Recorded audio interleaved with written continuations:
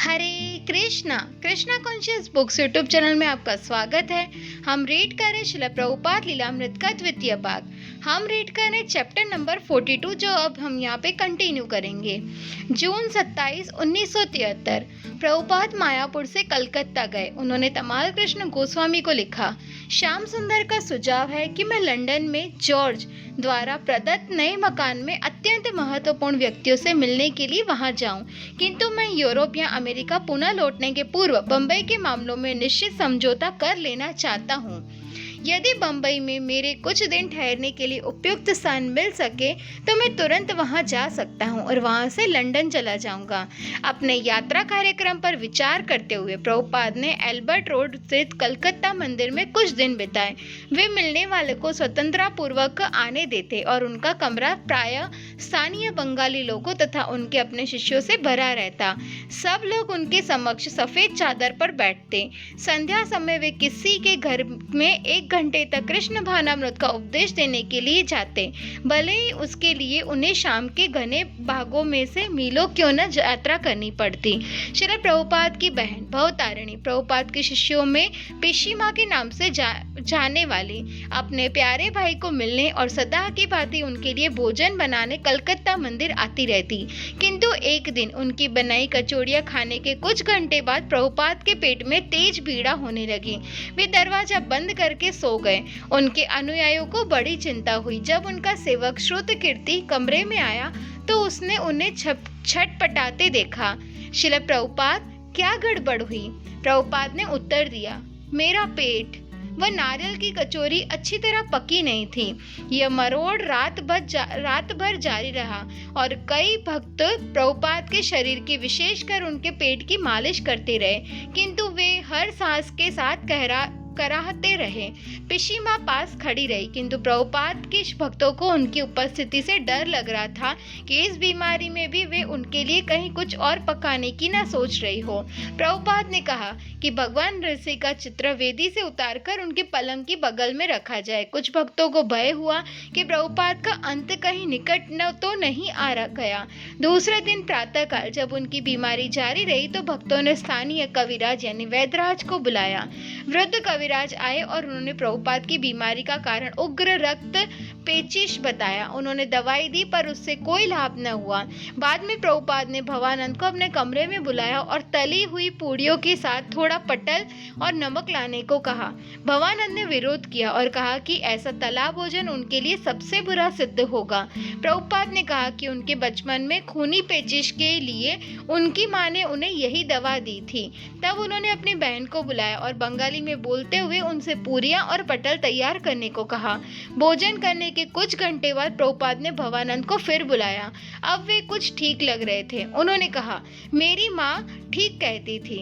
London से श्याम सुंदर का एक लंबा तार आया जिसमें उल्लेख था कि प्रवचन के सुंदर अवसर वहां उनकी प्रतीक्षा कर रहे थे। लंदन के हवाई अड्डे से उन्हें एक हेलीकॉप्टर द्वारा मुख्य घटना स्थल पर ले जाया जाएगा, जहां सबसे बड़ी रथ यात्रा होने जा रही थी। जुलूस पिकेडिली लेन से चलकर ट्रेलागर स्क्वायर के विशाल मंच पर समाप्त होगा। तार में आगे लिखा था कि लाखों अंग्रेज, जिसमें कुछ बहुत सी महत्वपूर्ण व्यक्ति शामिल थे, प्रभुपाद को देखने के लिए आतुर थे। इसकी भी व्यवस्था हो रही थी कि प्रभुपाद महारानी के ज्येष्ठ पुत्र राजकुमार चार्ल्स को कृष्ण भावनामृत का उपदेश दे। श्रील प्रभुपाद जानते थे कि कुछ वायदे बढ़ाकर दिए गए थे, किंतु इंग्लैंड पहुंचकर वहां फिर से प्रचार करने की इनकी इच्छा बलवती थी।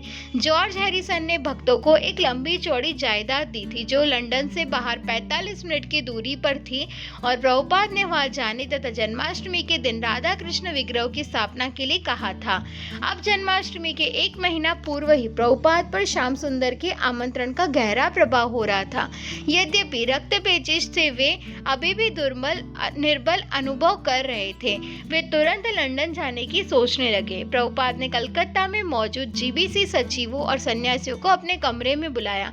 प्रभुपाद अपने पलंग पर बैठ गए जबकि वे सब उनके सामने फर्श पर बैठे।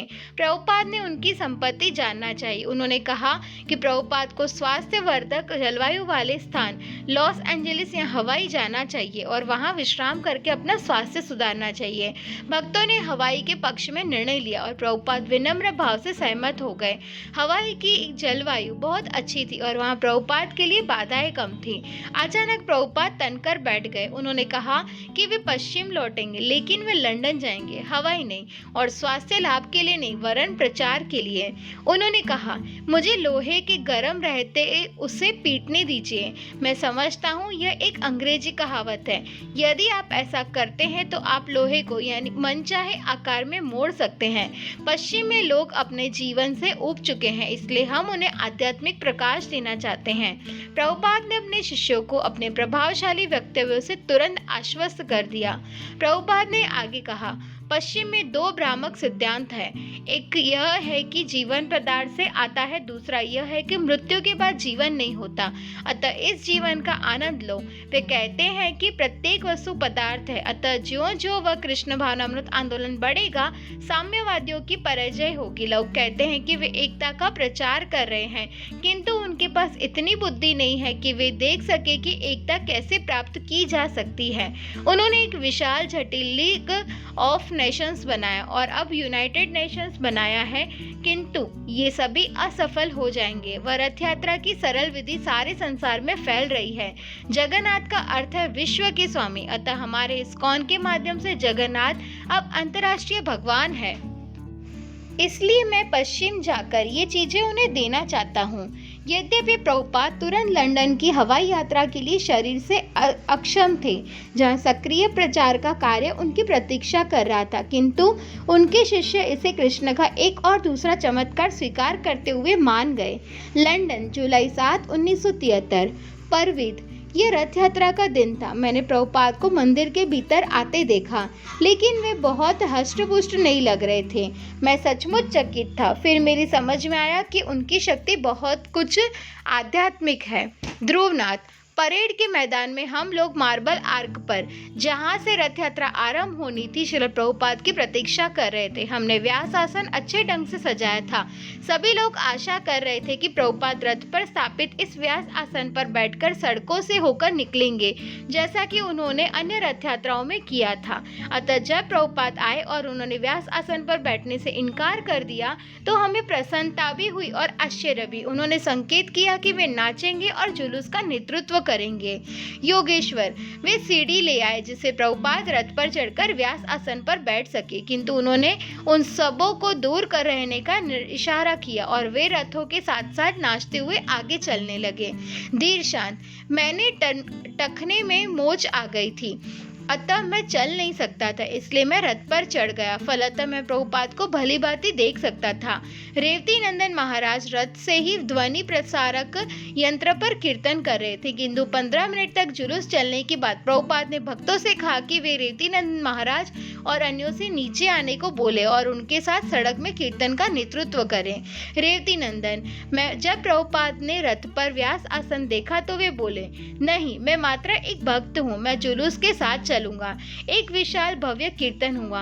हंसदूत ने नेतृत्व किया, मैंने किया, श्याम सुंदर ने किया। विभिन्न भक्तों ने इस विचित्र कीर्तन का नेतृत्व बारी बारी किया और प्रभुपाद अपनी करताले लिए पूरे समय ठीक कीर्तनियों के मध्य बने रहे। वे आगे पीछे ऊपर नीचे उछलते हुए नाच रहे थे।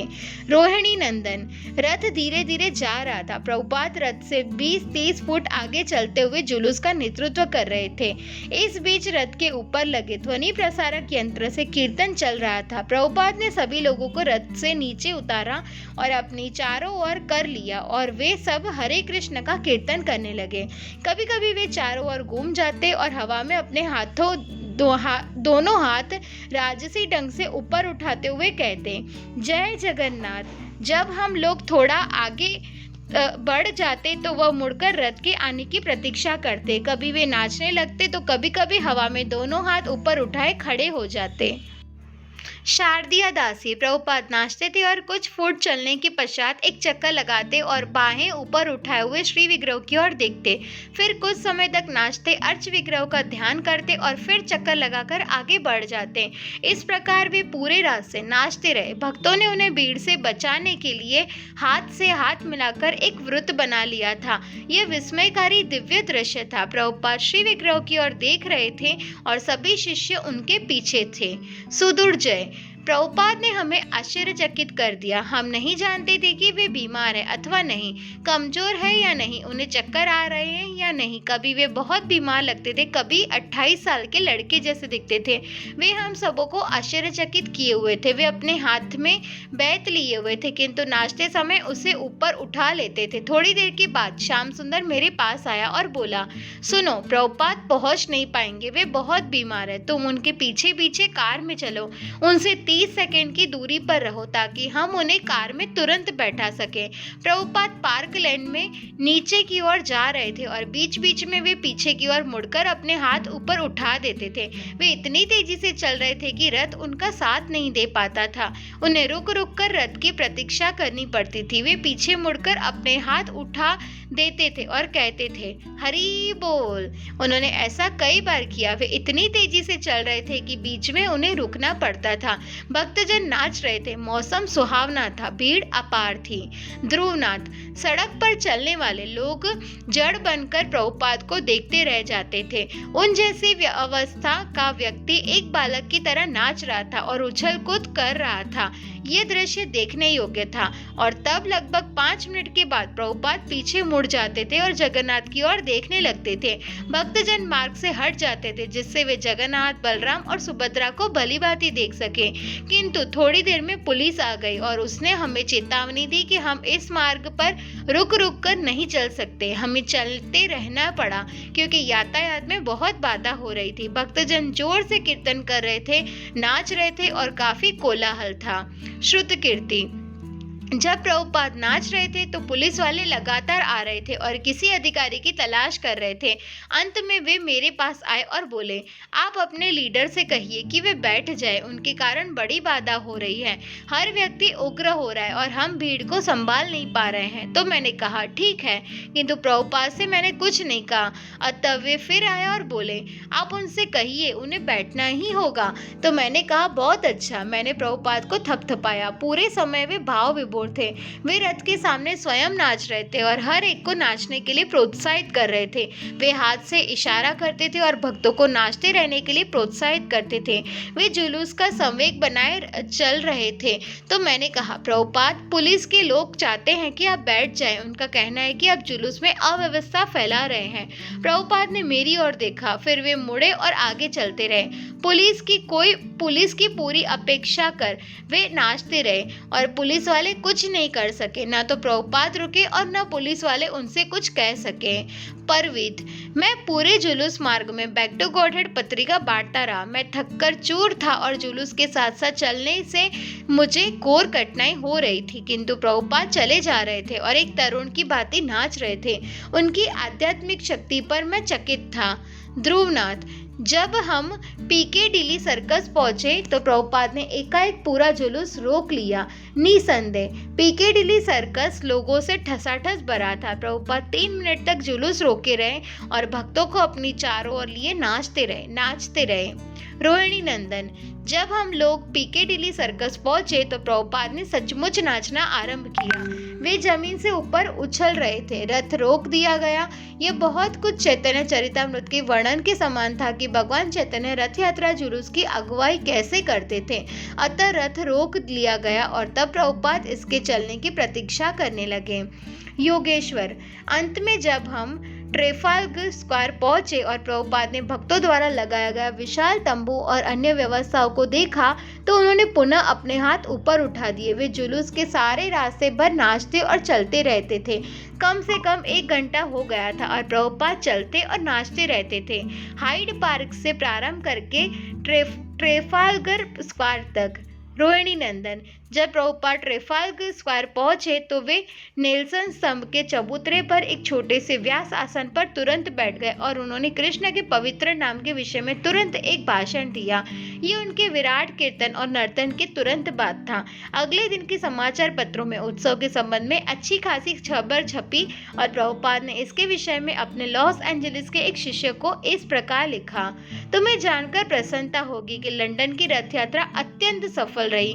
डेली गार्डियन ने हमारे रथ का चित्र प्रमुख पृष्ठ पर दिया और लिखा कि हमारी रथ यात्रा ट्रेफाल्गर स्क्वायर में लॉर्ड नेल्सन की स्मृति में बनाए गए स्तंभ के मुकाबले की थी।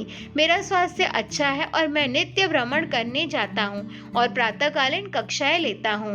एक दूसरे पत्र में प्रभुपाद ने लिखा, यहाँ पर हमारे उत्सव का भव्य स्वागत हुआ है और मैं सारी घटना से इतना प्रभावित था कि हाइड पार्क से ट्रेफाल्गर स्क्वायर तक मैं पूरे रास्ते चलता और नाचता रहा।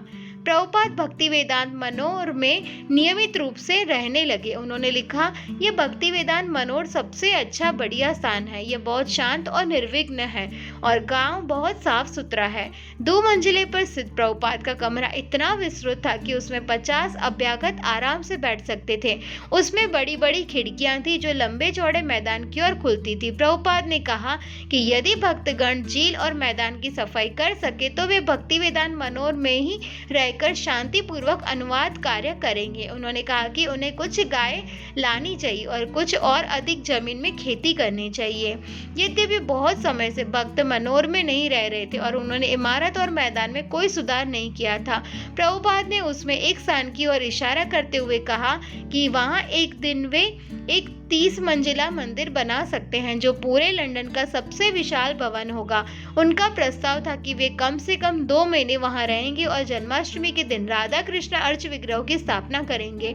वे मंदिर कक्ष और वेदी के निर्माण की भी देखरेख करेंगे। प्रत्येक दिन 6 बजे सवेरे प्रभुपाद मनोर से 1 घंटे के लिए प्रातः भ्रमण को जाते थे। उनके साथ कौन कौन जाएंगे इस पर कोई प्रतिबंध नहीं था और कभी कभी तो 20 भक्त तक उनके पीछे लग लेते थे। वे सुनने की कोशिश में रहते थे कि प्रभुपाद क्या कहते हैं। क्षितिज की ओर देखते हुए प्रभुपाद ने टिप्पणी की कि लेचमोर हिथ से उन्हें वृंदावन का स्मरण हो आता है। प्रभुपाद गली में चलते हुए राउंड बुश नामक स्थान पर पहुंचते, गेहूं के एक खेत का चक्कर लगाते और अंत में लेचमोर हित और मनोर लौट आते। स्थानीय पुलिस का एक आदमी शिष्यों का मित्र बन गया था और नित्य प्रभुपाद को नमस्कार करता था। प्रभुपाद को उस छोटे से गांव की स्वच्छता बहुत पसंद थी और वे मनोर मैदान पर पड़े छोटे से छोटे कचरे की ओर भी प्रायः उंगली उठा देते थे। वे कहते थे कि यह गांव अमेरिका के नगरों की तुलना में कहीं अधिक साफ सुथरा था। श्याम सुंदर ने प्रभुपाद से वायदा किया था कि उनसे मिलने बहुत से लोग आएंगे और प्रभुपाद ने उत्तर में कहा था कि जब तक उनके आंदोलन में रुचि रखने वाले लोग उनके पास आते रहेंगे वे इंग्लैंड में ठहरे रहेंगे। हर दिन रात में प्रभुपाद से मिलने 1-2 मेहमान आते जाते थे जिनमें विद्वान पादरी और कभी कभी विख्यात पुरुष शामिल होते थे। वे प्रभुपाद के साथ 1-2 घंटे रुकते थे। प्रबुद्ध लोगों के सम्मुख कृष्ण भावनामृत की विचारधारा को प्रस्तुत करने के लिए प्रभुपाद विशेष रूप से उत्सुक रहते थे। वैष्णव परंपरा में गीता और भागवत के संसार के सबसे बड़े दार्शनिक के रूप में प्रभुपाद ने वैदिक साहित्य के निष्कर्षों को पूर्णतः आत्मसात कर लिया था। नास्तिक दर्शनों और सभी चुनौतियों को काटने में वे निष्णात थे और वे जानते थे कि ईसाइयों, मायावादियों, अनिश्वरवादियों और उनकी तरह के अन्य लोगों से किस बात की आशा की जा सकती है। यदि कोई अभ्यागत किसी ऐसे दार्शनिक या संप्रदाय का उल्लेख करता है जिसे प्रभुपाद न जानते होते तो वे सरल भाव से पूछ बैठते, उनकी विचारधारा क्या है। अनिवार्यतः वे उस नई विचारधारा का मूल्य आंक कर कहते कि यह वही पुरानी परिचित सांसारिकता से लिप्त विचारधारा है जिसमें शायद एक नया मोड़ मिला दिया गया है। वे आसानी से उसे पराजित कर देते या कृष्ण भावनामृत से मिलाकर उसे पूर्णता प्रदान करते। प्रभुपाद कृष्ण की महिमा का गुणगान करने और उनका संदेश दोहराने को सदा उत्सुक रहते थे और पूरे उत्साह एवं ताजगी के साथ वे उन्हीं बातों को फिर दोहराते थे जिन्हें वे पहले कई बार कह चुके होते। होते थे। वे कहते थे कि वे उस गाय के समान है जो हर खेत में दूध देती है। उन्हें कोई भारत में रखे, अमेरिका में रखे या इंग्लैंड ले जाए, वे भगवत गीता का सही अमृत तुल्य दूध सर्वत्र देंगे। प्रभुपाद का पूरा दिन दर्शन को समर्पित था, चाहे वे चैतन्य चरितामृत पर बड़े तड़के डिक्टेशन दे रहे हो, प्रातः भ्रमण के लिए निकले हो, भगवत गीता पर भाषण दे रहे हो या अभ्यागतों से वार्तालाप कर रहे हो। स्कॉटलैंड में जब एक व्यक्ति ने चुनौती दी थी कि भगवान को दर्शन के माध्यम से प्रस्तुत करने की जरूरत नहीं है, तो प्रभुपाद ने उत्तर दिया था, आप मुझसे किस विषय पर वार्ता की आशा रखते हो? क्या मैं परियों की कहानियां सुनाऊंगा? दर्शन आवश्यक था, विशेषकर तथाकथित प्रबुद्ध व्यक्तियों के लिए, जिनके मन में तरह तरह की बौद्धिक शंकाएं उठती रहती थी। इसके अतिरिक्त कृष्ण के संबंध में लोगों को बताते रहना प्रेम का लक्षण है।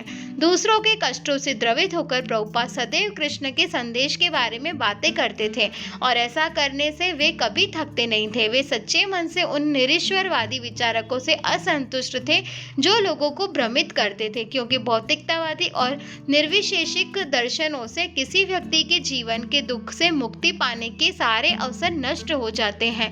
प्रभुपाद जब भी किसी को मायावादी सिद्धांत के पक्ष में बोलते सुनते तो वे आग बबूला हो जाते थे। वे इसे सहन नहीं कर सकते थे, उन्हें उसे सही मार्ग पर लाना पड़ता था। जब मनोर में अपने एक व्याख्यान के बाद प्रभुपाद ने एक लड़के को यह कहते सुना कि किसी ने उसे बताया था कि हरे कृष्ण का कीर्तन एक प्रकार का झांसा है, तो प्रभुपाद ने उत्तर दिया था, कौन कहता है कि यह झांसा है? वह मूर्ख कौन है?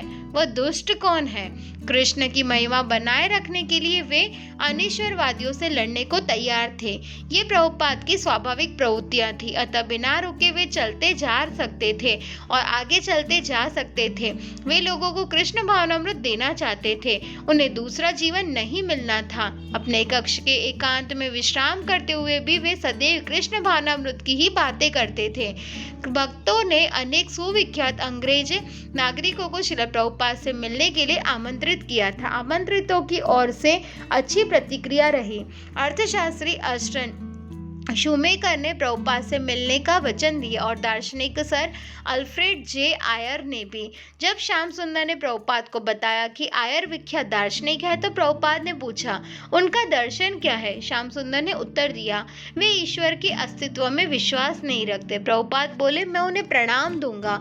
मैं उनसे पूछूंगा कि ईश्वर के अस्तित्व से उनका तात्पर्य क्या है। मैं उनसे ईश्वर के अस्तित्व की कमियों की एक सूची बनाने को कहूंगा। प्रभुपाद को दार्शनिकों से मिलकर उन्हें कठिनाई में डालकर पराजित करना पसंद था।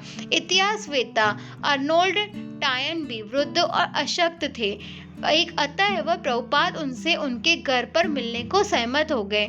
डॉक्टर टायनबी की रुचि मृत्यु के बाद जीवन पर चर्चा करने में थी, अतः उन्होंने प्रभुपाद से कर्म के विषय में पूछा। उन्होंने कहा, अधिकतर लोग मृत्यु से डरते हैं। प्रभुपाद ने इसे स्वीकार किया और कहा कि एक ज्योतिष के अनुसार भारत के एक हाल ही के नेता ने कुत्ते के रूप में जन्म लिया है। उन्होंने कहा, अतः वे भयभीत है कि उनका पतन होगा। जब टायनबी ने पूछा कि क्या कर्म बदला जा सकता है, तो प्रभुपाद ने उत्तर दिया, हाँ, किंतु केवल भक्ति से। टायनबी पश्चिम में इस तरह सोचने वाले बहुत लोग नहीं हैं प्रभुपाद, वे कम बुद्धि वाले हैं। यह अच्छा नहीं है। यदि वे कृष्ण भावनामृत को स्वीकार कर ले तो वे अपना कार्य करते हुए नगर में रह सकते हैं, किंतु वे अपनी चेतना में परिवर्तन ला सकते हैं। तब हर चीज स्वतः प्राप्त हो जाएगी। श्री प्रभुपाद ने उस ग्रंथ के बारे में पूछा जो टायनबी लिख रहे थे और प्रोफेसर टायनबी ने उत्तर दिया कि वह ग्रंथ वर्तमान ग्रीस पर प्राचीन ग्रीस के प्रभाव के संबंध में था। प्रभुपाद ने कहा, ग्रीक लोग भारत से आए थे। वैदिक संस्कृति किसी समय समस्त संसार में फैली थी। धीरे धीरे एक नए प्रकार की संस्कृति का आगमन हुआ, जैसे अभी हाल में भारत और पाकिस्तान का विभाजन। प्रभुपाद ने बताया कि किस तरह भविष्य में सरकारें बदमाशों और चोरों के हाथों पड़ जाएगी, जिनका एकमात्र धंधा जनता का शोषण करना होगा। खाद्यान्नों का अभाव होगा और सरकारें इतनी अधिक कर थोपेगी कि जनता परेशान परेशान होकर जंगलों की शरण में जाने को बाध्य हो जाएगी। केवल ईश्वर चेतना वाले लोग बच पाएंगे। भविष्य दोषों का सागर होगा, किंतु बचाव का एक मार्ग होगा। केवल कृष्ण के नाम का जप करने से दोषों से मुक्ति हो सकेगी। प्रभुपाद ने कहा कि आज भी हिप्पी लोग जंगलों को जा रहे हैं। लोग अपनी पत्नियों और धन से अलग होकर निराशा में जंगलों और पहाड़ों की राह ले रहे हैं। प्रभुपाद ने कहा, इस तरह आप भविष्य के बारे में जान सकते हैं। अर्नोल्ड टाइनबी, भारत में क्या राजनेता लोग वेदों को रखते हैं? प्रभुपाद, नहीं, उन्होंने वेदों को फेंक दिया है। वर्तमान भारत के राजनेताओं को वेदों से संतोष नहीं है, उन्होंने वेदों को पानी में फेंक दिया है। मैंने भारतीयों और अमेरिकनों में नए सिरे से आरंभ किया है और अगले 10,000 वर्षों में कृष्ण भावनामृत की वृद्धि होगी। तब कलयुग का बुरा समय आएगा। 10,000 वर्ष कोई अल्पकाल नहीं है। कृष्ण के लिए यह हमारा धर्म है। अर्नोल्ड टाइनबी, क्या आप बहुत अधिक यात्रा करते हैं? प्रभुपाद, हाँ, समग्र संसार की। एक दाढ़ी वाला युवा पादरी जो सामाजिक कार्यों में सक्रिय था, प्रभुपाद से मिला था और प्रभुपाद के उकसाने पर उसने मांसाहार और बाइबल के विषय में उनसे बहस छेड़ दी। बहस के बीच हंसदूत और प्रद्युम्न मांसाहार के विरुद्ध बाइबल से उक्तियां उद्धृत कर रहे थे। पादरी के चले जाने के बाद प्रभुपाद ने हंसदूत को अपने कमरे में बुलाया और कहा, यह बहुत अच्छा नहीं था कि हम बाइबल के आधार पर बोलते रहे। यह अच्छा होता कि हम गीता के आधार पर बोलते। हम उनसे समझौता का सहयोग प्राप्त करने के लिए परेशान क्यों हैं? वे कभी आश्वस्त नहीं होते। पोप से मिलने से क्या लाभ होगा? प्रभुपाद ने कहा, मांसाहार की और जिनका झुकाव है वे बाइबल से कोई न कोई उदाहरण खोज लेंगे, जैसे प्रलय के पश्चात नोहा का प्रतिज्ञा पत्र। उन्होंने कहा, हम यह भी नहीं जानते कि बूचड़ खाने में कैसी भयावह चीजें घटती रहती हैं, उन्हें कोई नहीं देखता। अगले दिन प्रातः भ्रमण में प्रभुपाद पादरी से हुई बहस के बारे में बात करते रहे। उन्होंने कहा, धर्म के नाम पर वे लोग हत्या करते हैं। भागवत में कहा गया है कि धर्म को उस तरह ठगने वाले लोगों को ठोकर मारकर निकाल दिया जाता है। केवल भगवान के आराधकों को शरण मिलती है। भक्त, पिछली रात पादरी ने कहा कि ईसा मसीह मांस खाते थे। प्रभुपाद, तो ईसा मसीह अपना ही खंडन करते थे। उन्होंने ही कहा है, तू हत्या नहीं करेगा। किसी को ईश्वर की नकल नहीं करनी चाहिए। भारत में हिप्पियों की तरह रहने वाले साधु गांजा पीते हैं और शिव का भक्त होने का दावा करते हैं। नहीं, हमें शक्तिशाली नियंताओं का अनुकरण नहीं करना चाहिए। उस पादरी ने यह भी कहा था कि बाइबल में यह नहीं कहा गया है कि तू हत्या नहीं करेगा, वरन लिखा है तू वध नहीं करेगा। अतः मैंने उससे कहा कि यदि मूल हिब्रू में वास्तव में तू वध नहीं करेगा है, तो ईसा मसीह जरूर चतुर्थ या 10वीं श्रेणी के वधिकों को उपदेश दे रहे होंगे और इसका प्रमाण यह है कि उन्होंने उनका वध कर दिया। तो ऐसे लोग ईश्वर के विषय में क्या समझ सकते हैं? जब मैंने ऐसा कहा तो पादरी चुप हो गया, वह उत्तर नहीं दे सका। एक दूसरा पादरी प्रभुपाद से मिलने आया और फिर वही प्रश्न खड़ा हुआ। प्रभुपाद ने उससे पूछा, तो अब हत्या के पक्ष में है? पादरी ने उत्तर दिया, यह एक गिरा हुआ संसार है। प्रभुपाद ने कहा, यह गिरा हुआ संसार है, किंतु हमें गिरे हुए के मध्य नहीं जीना है। पादरी ने नोहा के सौगंध पत्र का संदर्भ दिया। प्रभुपाद ने कहा, संभव है कि नोहा ने उस समय इसकी अनुमति दे दी हो, वरन समय का प्रलय का था, किंतु इसका तात्पर्य यह नहीं कि आप हमेशा ऐसा करें। कठिन समय में जीवन की रक्षा के लिए कुछ भी खाया जा सकता है, किंतु अब स्वस्थ रहने के लिए बूचड़ खाना के बिना कितनी ही वस्तुएं अत्यधिक मात्रा में प्राप्त है। भगवत गीता में कृष्ण कहते हैं, गायों की रक्षा करो, यह वैश्यों का धर्म है। यद्यपि प्रभुपाद ईसाइयों से सहर्ष वाद विवाद करते थे, किंतु वे एकांत में स्वीकार करते थे कि उनसे तर्क करना व्यर्थ है। वे कभी नहीं मानेंगे, नहार कर भी। जनता में प्रचार का सर्वोत्तम उपाय हरे कृष्ण का कीर्तन था, जैसे कि रथ यात्रा उत्सव में हुआ था। कीर्तन करो, नर्तन करो, प्रसाद दो, हर एक को शामिल होने के लिए आमंत्रित करो। उन्होंने कहा, वे यानी ईसाई पादरी तो अपने उपदेशों का भी पालन नहीं करते।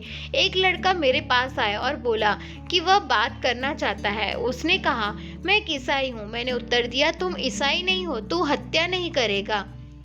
कलकत्ता से एक व्यक्ति प्रभुपाद से मिलने आया। कृष्ण जो ही उसने कृष्ण के बारे में कुछ कहना शुरू किया, प्रभुपाद ने उसे टोका। कृष्ण को समझना बहुत कठिन है। हम अभी यह समझने का प्रयत्न कर रहे हैं कि दूसरा जन्म भी होता है, वह व्यक्ति बोला। किंतु ईसाई कहते हैं कि दूसरा जीवन नहीं होता। वर्तमान जीवन के अंत में आप या तो स्वर्ग जाते हैं अथवा नरक। प्रभुपाद ने कहा, यदि वे स्वर्ग जाने की बात कहते हैं तो वह अगला जीवन है, किंतु कृष्ण का ज्ञान हजारों व्यक्तियों में से केवल किसी श्रेष्ठ पुरुष को ही होता है। श्रीमान कुमार नाम के एक व्यक्ति जो कभी कभी लंदन के मंदिर में रहते थे, प्रभुपाद के पास अनेक प्रश्न लेकर आए। उन्होंने कहा कि वे इस्कॉन के लिए कार्य करना चाहते हैं, किंतु उन्हें भारत में अपनी मां को भेजने के लिए पैसे चाहिए थे। प्रभुपाद ने कहा, नहीं, हमारे लोग 24 घंटे कार्य बिना एक पाई लिए करते हैं। श्रीमान सुकुमार ने इस्कॉन के सुधार लाने की भी बात की। उन्होंने कहा कि भक्तों को विद्वान बनने के लिए अधिक अध्ययन करना चाहिए, विशेषकर संस्कृत का। प्रभुपाद ने अपनी असहमति जताई। उन्होंने कहा, जिस चीज की हमें जरूरत है वह है समर्पण। मैं कोई बड़ा संस्कृत का विद्वान नहीं हूँ, फिर भी मैं काम चला रहा हूँ और विद्वान भी मानते हैं कि ठीक चल रहा है। मेरे गुरु महाराज के गुरु महाराज गौर किशोरदास बाबा जी महाराज निरक्षर थे, तो भी उनके शिष्य भक्ति सिद्धांत सरस्वती प्रभुपाद अपने समय के सबसे बड़े विद्वान थे। लेकिन जब गौर किशोर बोलते थे तो वे विशुद्ध शास्त्र से बोलते थे। हमारा सिद्धांत यह नहीं है कि कोई चीज सीखने में समय लगाए, विशेषज्ञ बने और तब प्रचार करें, किंतु आप जो कुछ भी जानते हैं उसका प्रचार कीजिए। प्रातः की कक्षा, सायंकालीन कक्षा, और यदि वे मेरी पुस्तकें पढ़ते हैं तो वह पर्याप्त होगा। एक दिन भक्तगण प्रभुपाद के पास किसी समाचार पत्र की कर्तन लाए, जिसमें ऑक्सफोर्ड के एक प्रोफेसर डॉक्टर डी जेहरन ने किसी धार्मिक सम्मेलन में कहा था कि भगवान कृष्ण और उनकी भगवत गीता के उपदेश अनैतिक थे। डॉक्टर जेहरन ने कहा था कि एक विख्यात हत्यारा कदाचित भगवत गीता से प्रभावित हुआ था, क्योंकि कृष्ण कहते हैं कि आत्मा अमर है, अतः कोई हत्या कर सकता है। श्रील प्रभुपाद प्रोफेसर के अज्ञान से निराश हुए। प्रातः भ्रमण के दौरान श्रील प्रभुपाद ने अपने सचिव को तर्क लिखा है, जिसका प्रयोग डॉक्टर जेहरन ने पत्र में करना था। जॉर्ज हैरिसन प्रभुपाद से उनके शिष्यों की ही भांति विनीत भाव से मिला। प्रभुपाद और हैरिसन दोनों ने प्रसाद साथ साथ ग्रहण किया, जिसमें समोसे, हलवा, सब्जियां, श्रीखंड तथा पूरियां थी। जब वे प्रसाद का आनंद ले रहे थे, प्रभुपाद ने उल्लेख किया कि वृंदावन के कुछ पंडे बड़े खाऊ होते हैं। एक बार एक ने तो इतना खा लिया कि वह मरने लगा, किंतु उसने पुत्र को आश्वस्त किया, इतना तो है कि मैं खाने से मर रहा हूँ, भूख से नहीं। भूख से मरना अशक्य है। जाट से बात करते समय प्रभुपाद मुस्कुरा रहे थे और मनोहर के दान के लिए उसके प्रति कृतज्ञता व्यक्त कर रहे थे। उन्होंने कहा, क्या आपने मेरा कमरा देखा है? ये वास्तव में आपका मकान है, किंतु कमरा मेरा है। जॉर्ज ने प्रतिरोध करते हुए शिष्य जैसे विनम्र स्वर में कहा, नहीं, ये कृष्ण का घर है और कमरा आपका है। जब जॉर्ज ने प्रभुपाद से एकांत में कहा कि कृष्ण भक्ति अंगीकार करने से उसके मित्र छूटते जा रहे हैं, तो प्रभुपाद ने कहा कि चिंता मत करो। उन्होंने गीता से पढ़कर यह उद्धरण देते सुनाया कि जिसमें कृष्ण कहते हैं कि मुझे केवल भक्ति से के द्वारा जाना जा सकता है। जॉर्ज ने कहा, भविष्य में इस्कॉन इतना विशाल हो जाएगा कि इसे कार्यकारी प्रबंध की आवश्यकता होगी। प्रभुपाद, मैंने संसार को 12 मंडलों में विभाजित कर लिया है, जिसके 12 प्रतिनिधि हैं। जब तक वे आध्यात्मिक सिद्धांतों का पालन करते रहेंगे, तब तक कृष्ण उनकी सहायता करेंगे। जाने के पूर्व जॉर्ज ने प्रभुपाद को विश्वास दिलाया कि वह मंदिरों की संख्या बढ़ाने में उनकी सहायता करेंगे। बाद में प्रभुपाद ने टिप्पणी करते हुए कहा, जॉर्ज को कृष्ण से आंतरिक आशा मिल रही है। हरे कृष्णा। तो आज का पार्ट यहीं तक। नेक्स्ट पार्ट में हम ये चैप्टर फिर से कंटिन्यू करेंगे। वांछा कल्पतरुभ्यश्च कृपा सिंधुभ्य एव च पतितानां पावनेभ्यो वैष्णवेभ्यो नमो नमः। श्रील प्रभुपाद की जय।